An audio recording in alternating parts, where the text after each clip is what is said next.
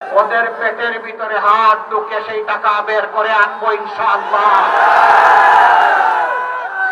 কিশোরগঞ্জ জেলা এটা মূলত শিল্পভিত্তিক জেলা না, ইলেকট্রোমেকানিক্যাল ইন্ডাস্ট্রির ভরপুর না।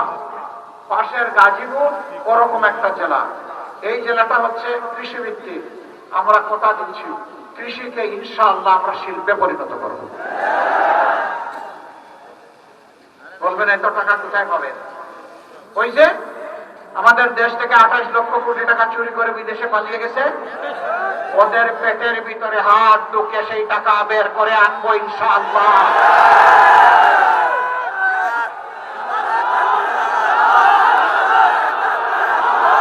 ওই টাকাগুলো এই রাষ্ট্রীয় কোষাগারে জমা হবে। ভিত্তিক ভাবে 56,000 বর্গমাইলের উন্নয়ন সাধন করা হবে ইনশাআল্লাহ। এখানে প্রেসিডেন্ট সাহেবের বাড়ি, প্রধানমন্ত্রীর বাড়ি, মন্ত্রিপরিষদ সদস্যের বাড়ি, এইগুলা দেখার আমাদের কোনো সময় থাকবে না। যে এলাকাকে তার ন্যায্য পাওনা থেকে যত বেশি বঞ্চিত করা হয়েছে, আগামীর উন্নয়ন সেই এলাকায় তত বেশি চলে যাবে ইনশাআল্লাহ।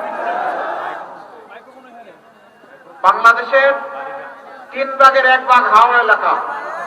এই হাওড় আমাদের পেটের খাদ্যের যোগান দেয়। শুধু ডাল আর ভাত না, এই হাওড় আমাদেরকে প্রোটিনও সরবরাহ করে।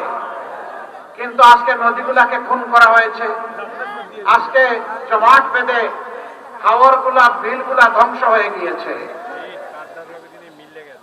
আমরা এগুলাতে হাত দিব ইনশাআল্লাহ। নদীর জীবন ফিরে আসলে বাংলাদেশের জীবন ফিরে আসবে ইনশাআল্লাহ।